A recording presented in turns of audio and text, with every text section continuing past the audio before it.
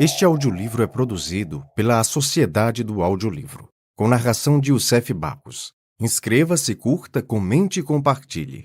Se esse conteúdo foi útil, considere contribuir com qualquer quantia, para que todos os dias possamos trazer novos conteúdos e contribuir com a promoção da literatura. Uma boa leitura a todos. A Herança, de Fyodor Dostoiévski.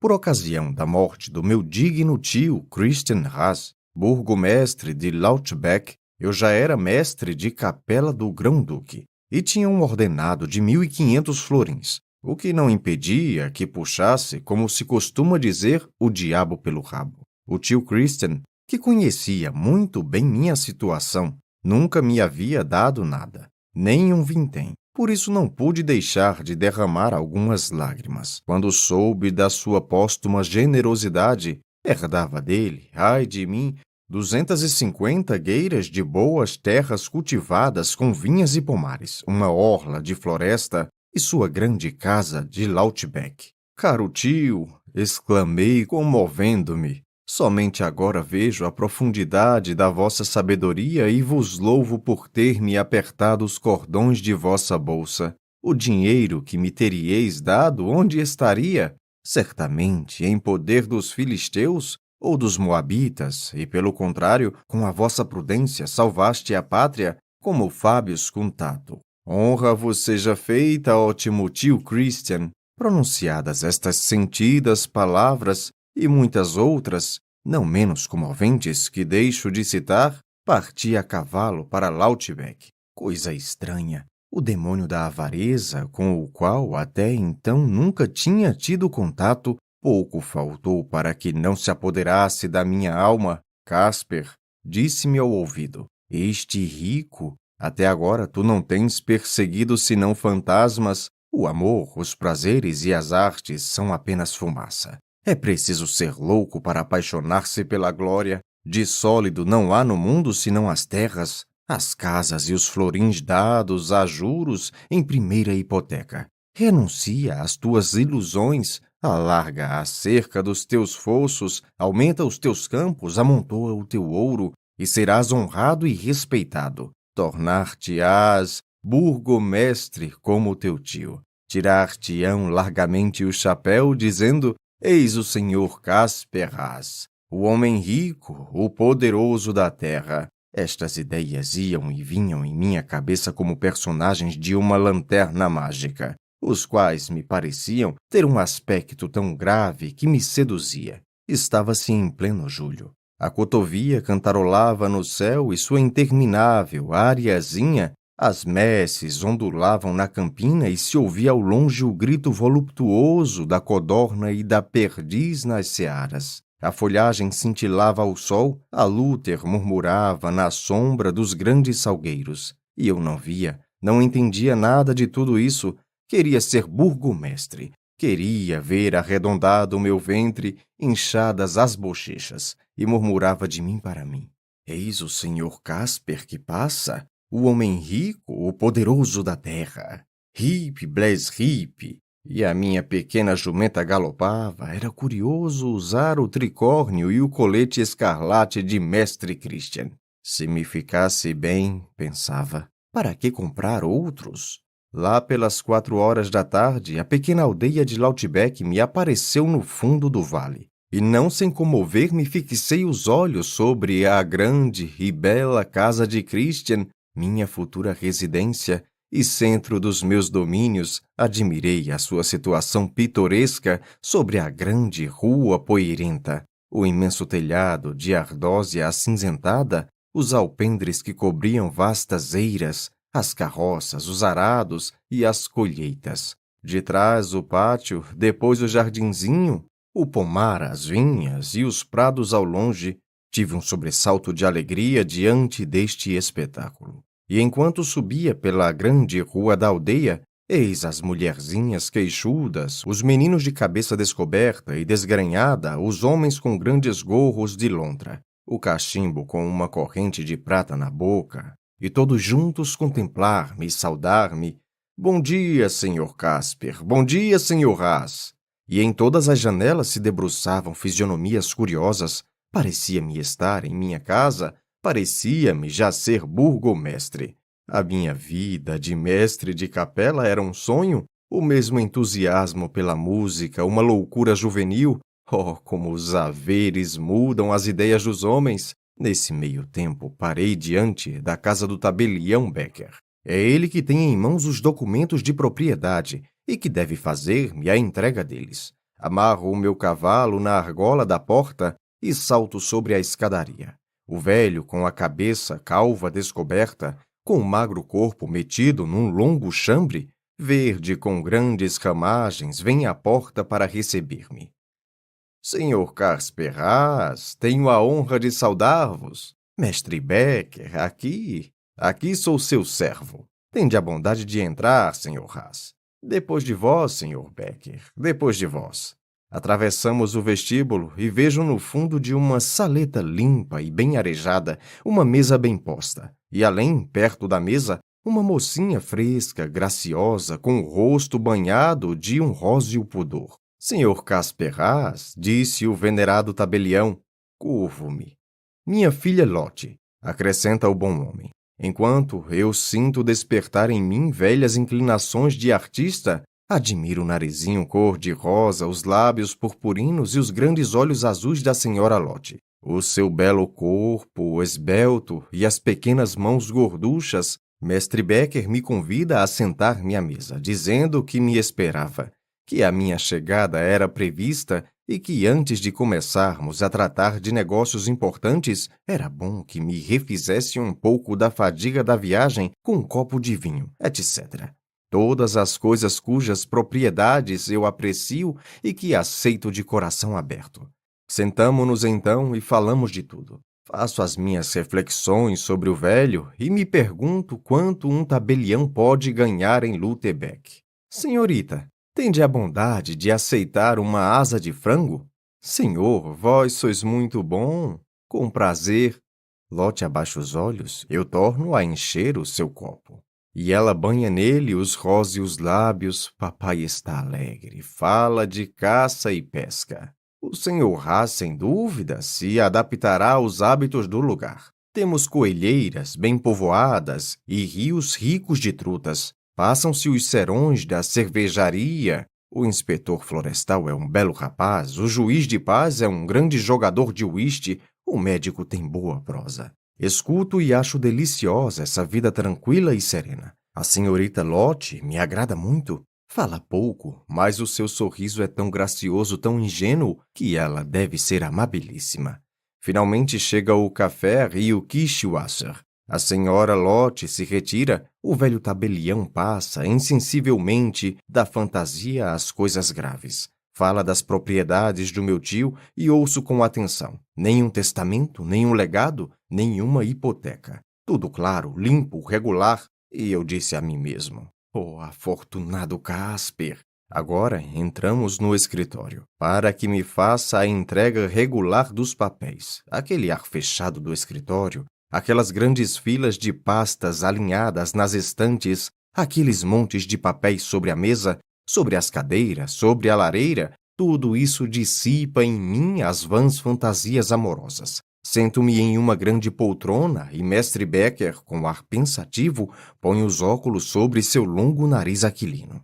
Eis os papéis dos vossos prados, estimat. Tendes acolá, senhor Haas, senheiras de boas terras, as melhores e as mais bem irrigadas da comuna. Lá se fazem 2 ou ainda 3 colheitas por ano, arrecadareis delas uma renda de 4.000 francos. Eis os papéis de vosso vinhedo de Sonetal, 35 eiras, que vos dão, um ano pelo outro, 200 hectolitros de vinho fraco, que se vende lá mesmo a 12.500 francos o hectolitro. Os bons anos compensam os maus. Isto, senhor Haas, são os papéis da vossa floresta de Holmstein. Está compreendida em 65 hectares de mata. Estes outros vos representam os vossos bens em Hatimat, e estes as pastagens de Tienfental. Eis os papéis de propriedade da feitoria de Grunwald, e, enfim, os da vossa casa de Lautebeck, a maior casa da aldeia construída no século XVI. Mas esse fato não é seu favor. Ao contrário, Hans Burkhardt, conde de Barley, tinha instalado lá sua residência de caça. É verdade que muitas gerações se sucederam depois, mas a casa está muito bem conservada, porque lá sempre foram feitos oportunos concertos. Agradeço a explicação, mestre Becker. Meto todos aqueles papéis dentro de uma grande pasta que aquele digno homem me empresta. Despeço-me dele, mais que nunca convencido da minha nova importância. Chego à minha casa, meto a chave na fechadura e, batendo com o pé no primeiro degrau, exclamo com entusiasmo: "Isto é meu!" Entro na sala. "Isto é meu!" Abro os armários e, vendo a roupa branca amontoada até o teto, "Isto é meu!" Subo ao primeiro andar e repito sempre como um insensato: "Isto é meu!" Sim, sou proprietário. Todas as minhas inquietações pelo futuro, todas as minhas apreensões pelo amanhã se esvaneceram. Faço uma bela figura do mundo, não pelo meu mérito pessoal, mas pela efetiva posse de bens desejados pela multidão. Ó poetas, ó artistas, que sois vós em comparação com um grande proprietário que possui tudo, e as migalhas de cuja mesa alimentam vossa inspiração? Não sois senão o ornamento do seu banquete, a distração dos seus aborrecimentos, a touti negra que canta na sebe, a estátua que adorna o jardim. Não existis senão para ele. E por que vos invejaria ele o fumo do orgulho? Ele que possui a única realidade deste mundo? Se naquele momento me tivesse aparecido o pobre mestre da capela que respondia pelo nome de Casper Haas, eu o teria encarado desdenhosamente e teria me perguntado: quem é este louco? Que tem ele de comum comigo? Abri uma janela, já anoitecia. O sol, no ocaso, dourava os meus pomares e os meus vinhedos até onde alcançava o olhar. Sobre o cimo da colina, algumas pedras brancas indicavam o cemitério. Voltei-me. Uma vasta sala gótica, com um teto ornado de grandes molduras, ofereceu-se aos meus olhos. Estava no pavilhão de caça do Sr. Burkett. Uma antiga espineta ocupava o intervalo das duas janelas, e eu fiz deslizar os dedos distraídos sobre ela. As cordas afrouxadas se chocaram entre si e ressoaram de maneira estranha, com o acento nasal das velhas desdentadas quando cantarolam qualquer ariazinha já repetida à saciedade na sua juventude. No fundo da alta sala havia uma alcova com cortinas vermelhas e atrás desta uma grande cama com dossel. Lembrei-me de ter corrido 6 horas a cavalo. Por isso, despindo-me com um sorriso de indizível satisfação, disse de mim para mim: esta é a primeira vez em que dormirei no meu próprio leito. E, tendo-me deitado, com os olhos fixos sobre a imensa campina já cheia de sombras, senti as minhas pálpebras caírem voluptuosamente. Não se movia uma folha. Ao longe, os rumores da aldeia se extinguiam um a um. O sol tinha desaparecido e somente algum reflexo de ouro indicava a sua passagem no infinito. Dormi logo. Já era noite e a lua, esplêndida em toda a sua luz, quando me despertei sem causa aparente. Os infindáveis perfumes do verão chegavam até mim, o doce odor do feno colhido de fresco impregnava o ar. Olhei tudo maravilhado. Depois me levantei para fechar a janela. Não compreendi porque a minha cabeça era perfeitamente livre, enquanto meu corpo dormia um sono profundo. Aos esforços que fiz para levantar-me, não respondeu um músculo. Senti meus braços estendidos aos lados, completamente inertes, e as pernas esticadas, imóveis. Minha cabeça se agitava em vão.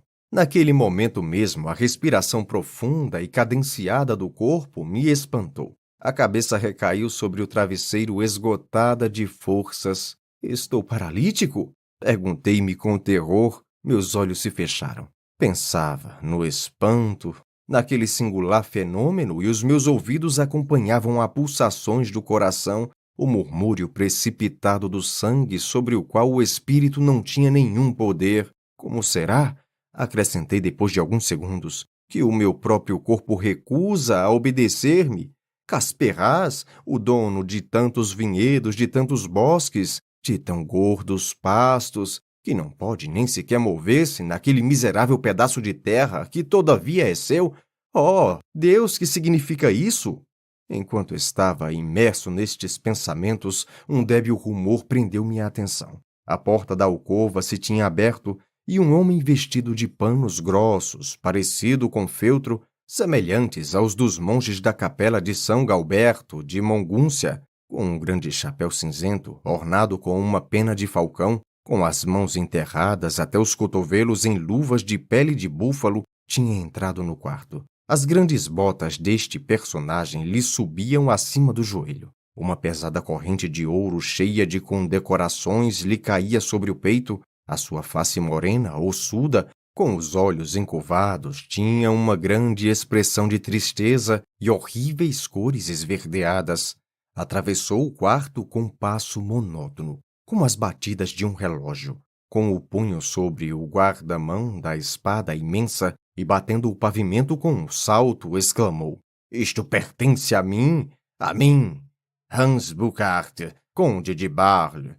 Assemelhava-se a uma velha máquina enferrujada, que chais-se palavras cabalísticas e sentia um arrepio por todo o corpo. Mas no mesmo instante se abriu a porta em frente e o conde de Bar desapareceu no quarto vizinho, no qual ouviu seu passo automático descer uma escadaria interminável. Lá o rumor dos pés sobre cada degrau ia se enfraquecendo pela distância, como se tivesse descido nas entranhas da terra. E como estava sempre à escuta e não ouvia mais nada, eis de repente o vasto aposento povoar-se de gente. A espineta soa, canta-se, celebra-se o amor, o prazer, o bom vinho. Olho e vejo sobre o fundo azul do céu mulheres jovens curvadas indolentemente em volta da espineta. Preciosos cavalheiros vestidos, como nos tempos idos, de pesados galões, de numerosas rendas, sentados com as pernas cruzadas sobre as cadeiras, com guarnições de ouro, curvar-se meneando a cabeça, balançar-se com tanta graça e com maneiras tão galantes, a ponto de parecer uma daquelas velhas gravuras de água forte da graciosa escola de Cláudio Lorena do século XVIII, e os pequenos dedos secos de uma respeitável senhora com o nariz como de um papagaio batiam sobre as teclas da espineta. Risadas agudas lançavam seus foguetes, estrídulos à direita e à esquerda, e acabavam num tal rumor de matraca de fazer-nos arrepiar os cabelos. Todo aquele mundo de loucura, de garbo e de elegância exalava acolá suas águas de rosa e de resedá azedas. Fiz novos esforços verdadeiramente sobre-humanos para livrar-me daquele pesadelo, mas sem resultado. E no mesmo instante uma das jovens senhoras exclamava: "Senhores, está aqui na vossa casa este domínio."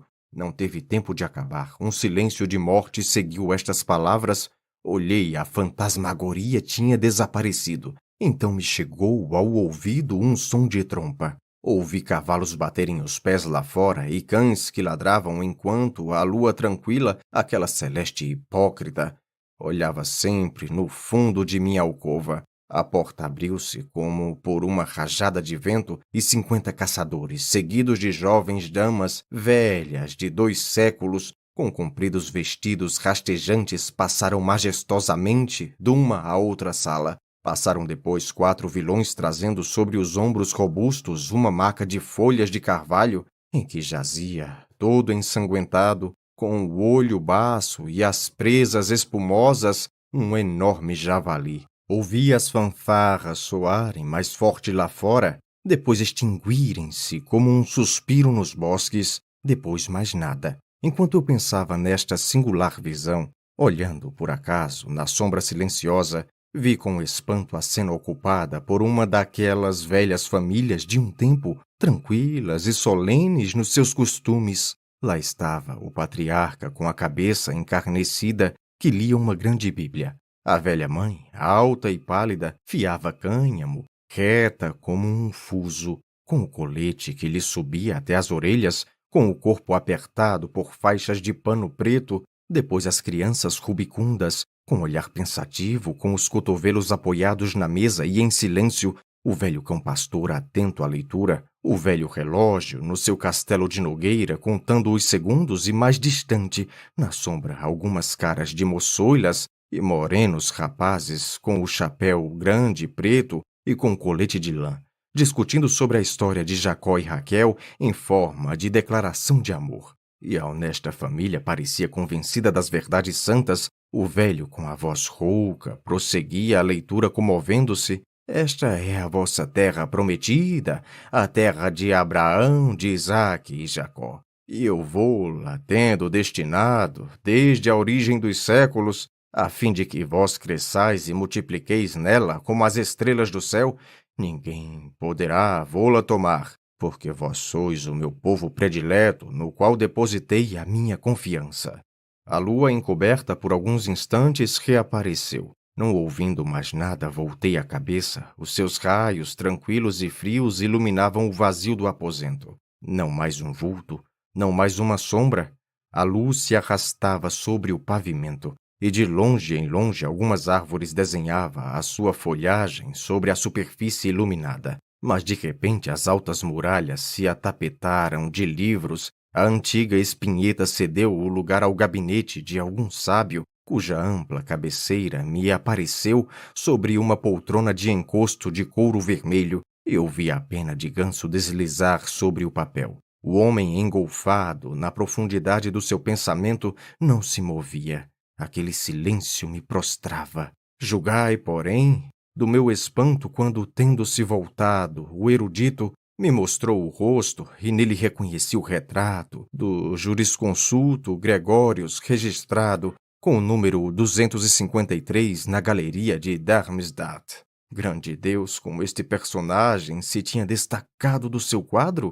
E me perguntava isto, quando com voz cavernosa ele gritou: Dominio ex juri quininto, et jus utendi, et abutendi, quantentos naturales ratio patitur. O domínio, segundo o direito romano, é o direito de usar e de abusar, porquanto o permite a razão natural.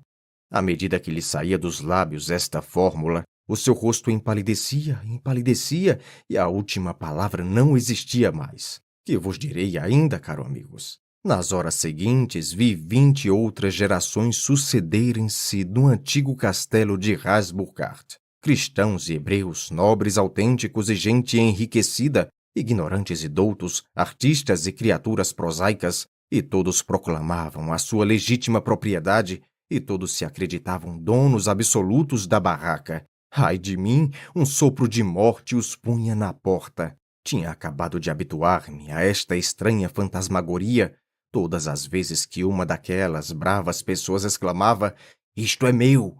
Soltava uma gargalhada e murmurava: Espera, camarada, para que tanta pressa? Tu desaparecerás ao lado dos outros. Mas, enfim, eu estava cansado, quando ao longe, bem ao longe, o galo cantou. O canto do galo anunciou o dia, e a sua voz penetrante desperta os seres adormecidos. Agitam-se as folhas, correu-me um arrepio por todo o corpo, senti meus membros destacarem-se da cama, e levantando-me sobre os cotovelos, o meu olhar se estendeu sobre a campina silenciosa. Mas aquilo que vi não era feito, na verdade, para deleitar-me. Ao longo do atalho que leva ao Campo Santo, subia toda a procissão dos fantasmas que tinha visto no transcorrer da noite. Avançava a passo e passo em direção da porta carunchada do recinto, e aquela procissão silenciosa, sob as incertas luzes do crepúsculo nascente, tinha um quê de espantoso. Enquanto eu permanecia imóvel, mais morto que vivo, com a boca aberta, com a fronte banhada de um suor frio, uma parte do cortejo pareceu aprofundar-se nos velhos chorões. Não restava mais que um pequeno número de espectros, e eu começava a respirar, quando meu tio Christian, que vinha por último, me pareceu que se voltasse sobre a velha porta e me fizesse sinal de ir em sua direção. Uma voz longínqua, irônica, me gritou: Casper, Casper, vem, esta terra é nossa. Depois tudo desapareceu. Uma fímbria de púrpura no horizonte anunciava o dia. É inútil dizer que não aceitei o convite de mestre Christian Haas. Será preciso que um outro personagem me chame mais vezes primeiro. para que eu me resolva a meter-me naquele caminho. Por outro lado, devo confessar que a recordação da minha passagem pelo castelo de Beaucart mudou muito minha opinião sobre a minha nova situação, e que a visão daquela noite singular me pareceu significar que a terra e os prados não passam os proprietários, fato esse que faz levantar os cabelos de quem pensa nele seriamente. Por isso, antes de abandonar-me a uma ociosidade vagabunda, voltei para a música e tenciono fazer representar o ano vindouro no Grande Teatro de Berlim uma ópera de que me dareis notícia. Depois de tudo, a glória que as pessoas positivas chamam quimera é a mais sólida de todas as propriedades. Ela não acaba com a vida, ao contrário, a morte a confirma e lhe dá novo vigor. Suponhamos, por exemplo, que Homero voltasse ao mundo, ninguém de certo pensaria em contestar-lhe o mérito de ter escrito a Ilíada, e todos nós nos esforçaríamos para prestar ao grande homem as honras devidas. Mas se por acaso o mais rico proprietário viesse a reclamar os prados, as florestas, as pastagens, que eram o seu orgulho, é de se apostar 10 contra 1 em como ele seria recebido como um ladrão e morto a pauladas. Fim.